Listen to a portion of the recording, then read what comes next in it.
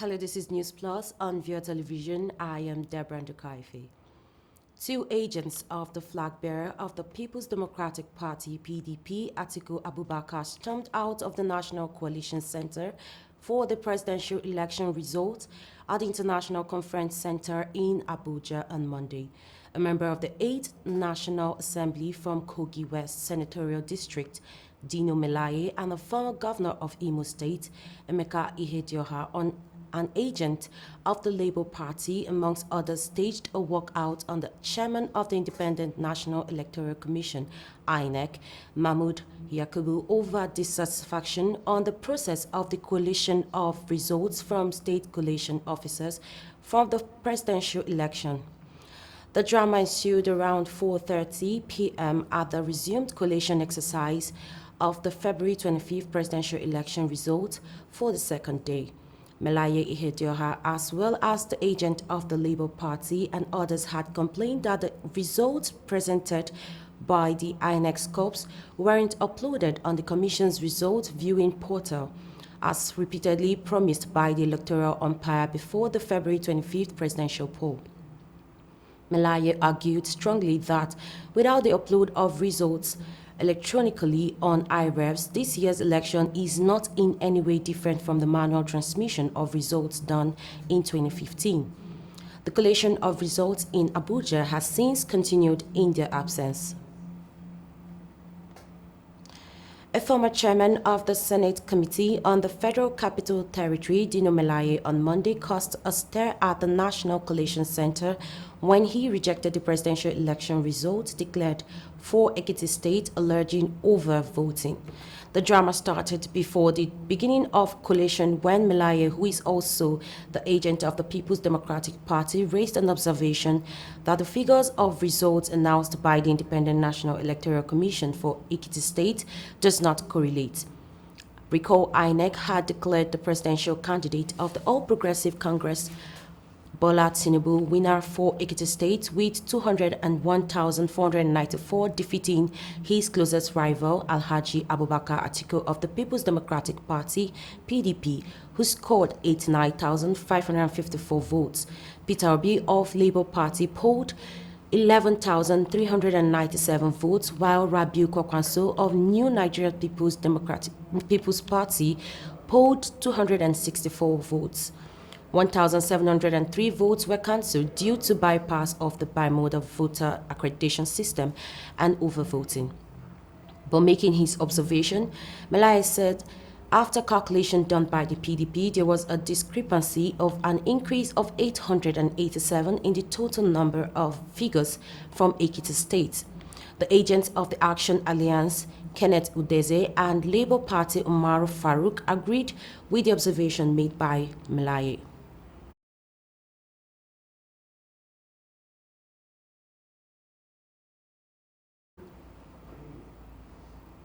The Nigerian police force has called on the presidential candidates of the People's Democratic Party, Labour Party, All Progressive Congress, and the New Nigeria People's Party to caution their supporters against inciting actions. The NPF also called for calm as the Independent National Electoral Commission speeds up their efforts in collating the results. The force Public Relations Officer CSP Olumiwa Adejobi made this known in a press statement released on Monday. The force further encouraged the presidential candidates to admonish their supporters to uphold the tenets of the peace accord recently signed for the smooth conduct of the 2023 general election. The heads of international observers election groups have applauded the Independent National Electoral Commission INEC for the conduct of the Presidential National Assembly polls on Saturday. More than 80 million citizens voted in what is arguably one of Nigeria's most anticipated general election. International observers election groups include the African Union led by former President Uhuru Kenyatta of Kenya and the Commonwealth team led by former President Thabo Mbeki of South Africa. 2 days after the elections were held, the observers submitted their preliminary report to the electoral umpire, despite the commendation, they decried a situation whereby violence broke out in some states of the country. The group stated that the election fell short of its expectation owing to a lack of adequate logistics and political violence, amongst others. Now, the Benue State Governor Samuel Otom has lost the senatorial election to the candidate of the All Progressive Congress, Titus Zam. Zam was a special advisor on local government and chieftaincy affairs to Otom until the governor defected to People's Democratic Party in 2018. Zam, a strong disciple of the former governor of the state and Minister of Special Duties and Intergovernmental Affairs, George Akume, polled 143,151 votes to defeat Otom, who scored 106,882, while Labour Party candidate Mike Bila scored 51,950.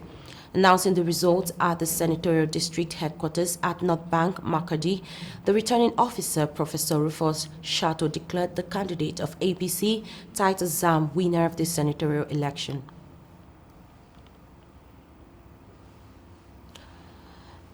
Corps members injured in Delta State, an official of the Independent National Electoral Commission (INEC) in Delta State has been killed days after presidential and National Assembly elections. According to reports gathered, the official was killed on Monday in Ukwani local government area. The state resident electoral commissioner, Monday Tom, confirmed the incident to journalists at the INEC Collation Center in Asaba, the state capital. He said INEC staff were on their way back to Asaba to deliver the results of the local government when the unfortunate incident occurred. The other ad hoc staff injured in the incident were identified as members of the National Youth Service Corps (NYSC). We'll be going on a short break, and when we return, News Plus continues.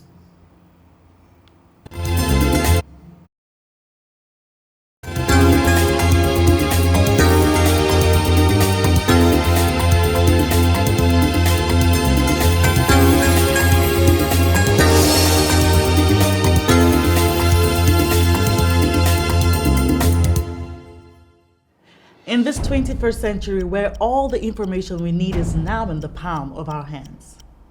News from around the world, entertainment, celebrity gossip, sports, and much more.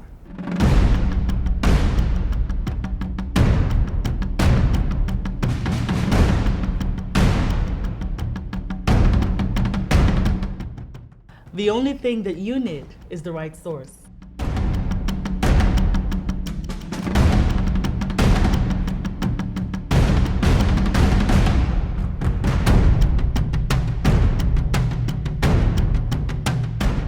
Viewer TV is now on the go. Simply check us out on our social media pages on Facebook, Instagram, YouTube, and Twitter for all the information you need.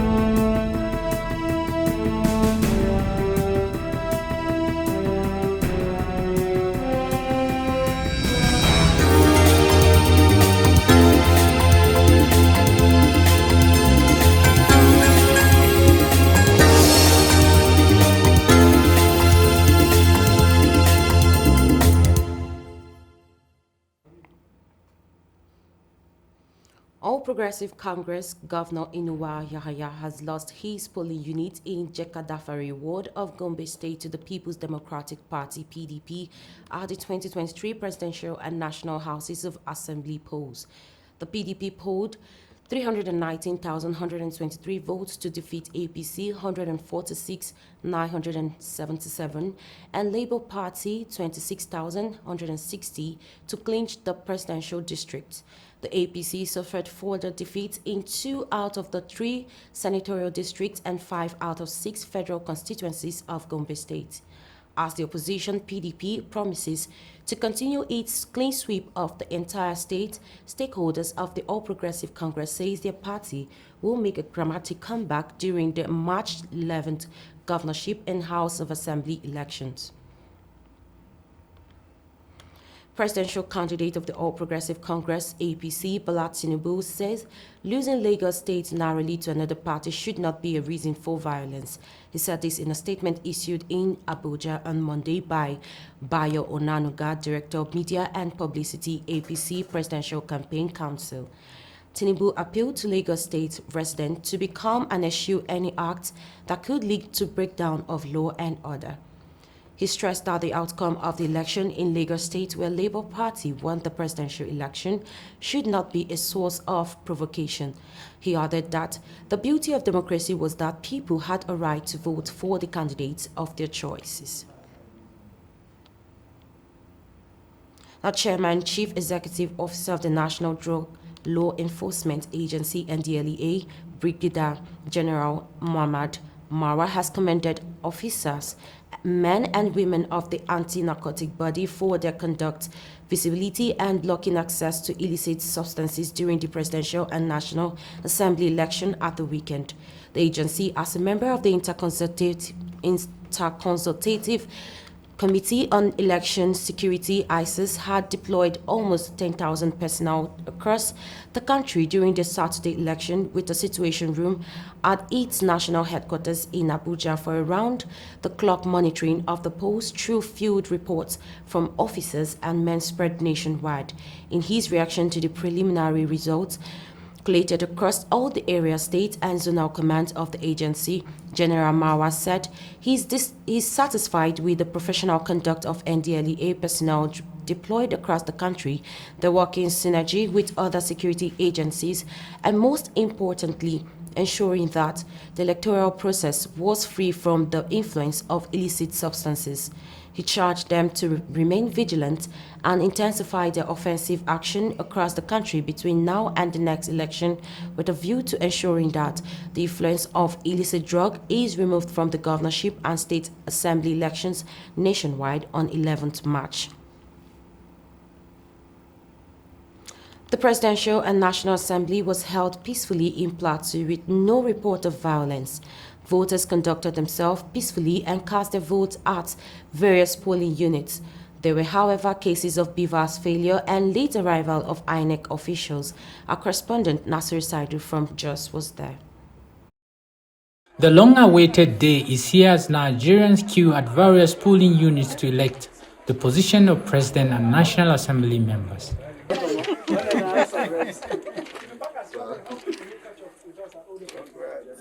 INEC officials came on time, voting started on time. So far so good.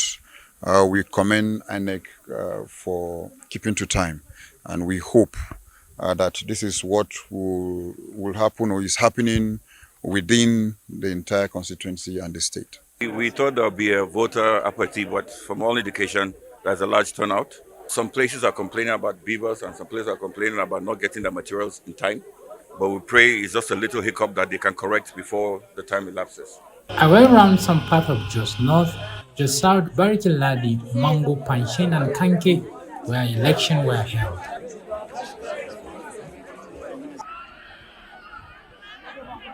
We have never eaten anything because of this garbage, because of this election. At a particular polling unit in Barikin Ladi, INEC officials were not on ground at about 12 noon. Plateau North Senator Aidigan had to intervene as voters were angry. It's now to 12, about 20 minutes to 12, And as I'm talking to you, no INEC official has arrived. The materials have not arrived, and the people are agitated. And I want to express concern over this situation, that today is a very critical day for our nation, for our democracy, and INEC has given us every assurance of a credible, free, fair election. And that can only become a reality if Nigerians are able to exercise their franchise. Idigyam later joined the voting line in his village at Rawuru to cast his vote alongside his wife. Idigyam and PDP governorship candidates in Plateau State share their thoughts on the election. I want to thank Nigerians, particularly here at Rawuru polling unit. They've turned out to exercise their franchise, and which is a very good indication that our people have responded to our plea and call to be part and parcel of the democratic process. And today, the election is the point where the whole processes that INEC has put in place is being tested. I found my people, the beavers is working, the register is there, except that when I came, I have my own PVC. My name is on the register, the hard copy. The beavers, we took 15 minutes trying to sort out my identity on the beavers, but up to now, it is still not showing my presence in the beavers. The option was whether I should now vote, seeing that my name is on the register, but that will be against the provision of the Electoral Act. I am staying back to still allow others, because I've taken 15 minutes, and that is delaying other voters from exercising their franchise. So I would allow others to vote and then come back again for them to still try the second time to ensure that I am not disenfranchised. This is one civic responsibility that I will not want at all to be excluded from. And if it happens that the beavers excluded my name, then INEC has an explanation to offer to Nigerians and to me in particular. The process has been going on seemingly smoothly. From what I have seen, we have a few hitches here and there. One of the hitches we had, particularly in my polling unit and in other polling units within my ward, was late start in the election process. For example, I voted at about 11 a.m., which is about 2 hours after the official time to start the process. Process has been going on smoothly. The other thing I must mention is that there have been reports in certain areas where the ballot papers were not sufficient for some of the positions. In fact, in one of the polling units, we understand that the ballot papers for the presidential election were not there at all. We've asked for further investigation and explanation, but I think on the whole, INEC has prepared reasonably well, and we are hopeful that they will deliver on the promise they have made of a credible election. Expectations are high as Plateau people wait to hear the outcome of their votes across the 17 LGAs of the state. Nasru Seidu, VOA TV News, Jos. The United States has announced that starting March 1st, 2023, it will increase visitor visa validity from 24 months to 60 months for Nigerians who want to enter the United States temporarily for business and/or tourism. This was contained in a press statement by the United States Consulate General released on Monday. The federal government had directed the full implementation of a new visa reciprocity policy for citizens of the United States of America will effect from March 1st, 2023. The Minister of Interior, Rauf Arabasala, said the directive was issued following approval for the implementation of the new bilateral consular policy agreements between the two governments. The statement by the United States Consulate also assured that the cost of the visa fee still remains the same.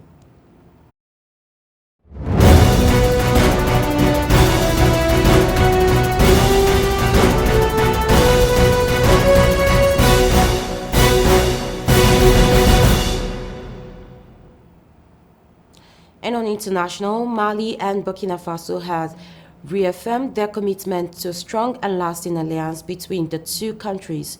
This follows the visit by Malian Prime Minister Chogo Maiga to Ouagadougou, where he and his delegation held meetings with the counterpart Kalem de Tambela and government ministers.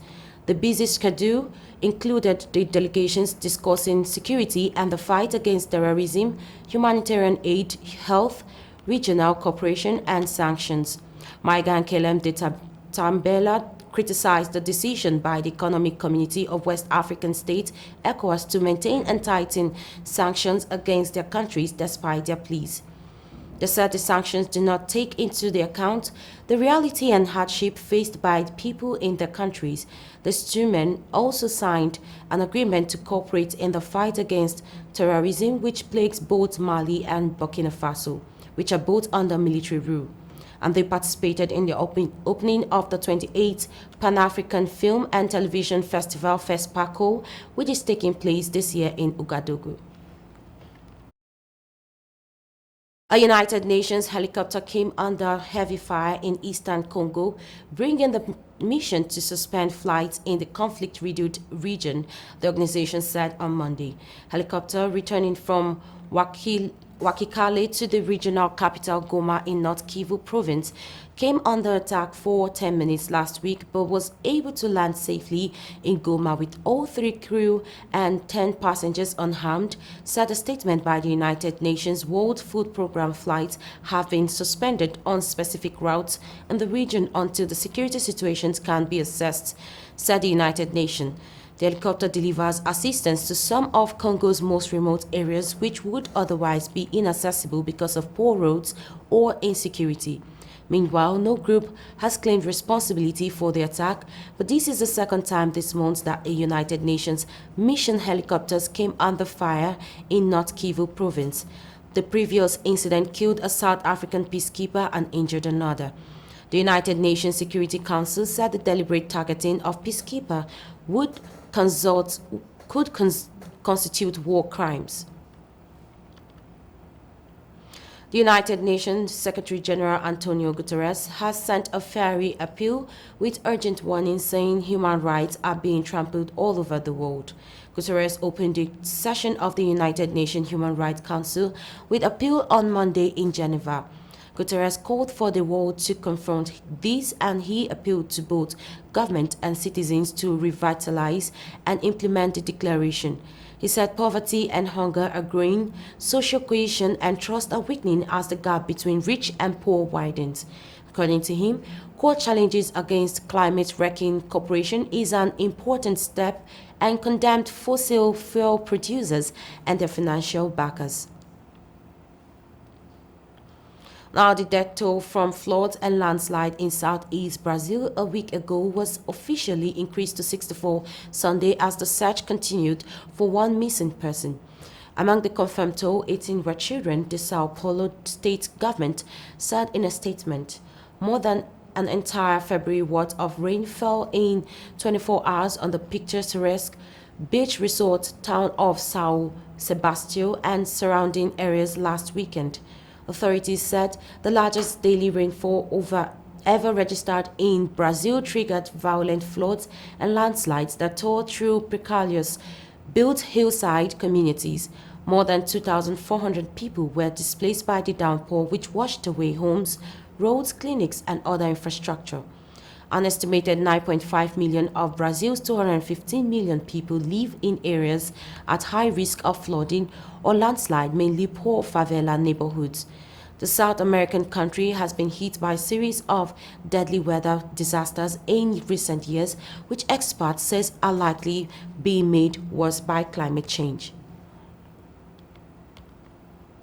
France on Monday condemned an attack by Israeli settlers in the occupied West Bank, saying violence against Palestinian civilians is unacceptable. The remarks came after settlers burned down houses and cars in reaction to the killing of 2 Israelis in the town of Huwara. France's foreign minister said in a statement that there was a risk that the situation in the West Bank could deteriorate out of control. On the night of Sunday and Monday, dozens of Israeli settlers set home and cars ablaze in the northern town of Huwara after a day of Israeli-Palestinian talks in neighboring Jordan aimed at quelling a surge in violence in the Palestinian territory. More than 350 Palestinians were injured, most suffering from tear gas inhalation, the Palestinian Red Crescent Society said. And that's all on News Plus. Many thanks for watching. I am Deborah Ndukaife. Please stay tuned and enjoy the rest of our programs.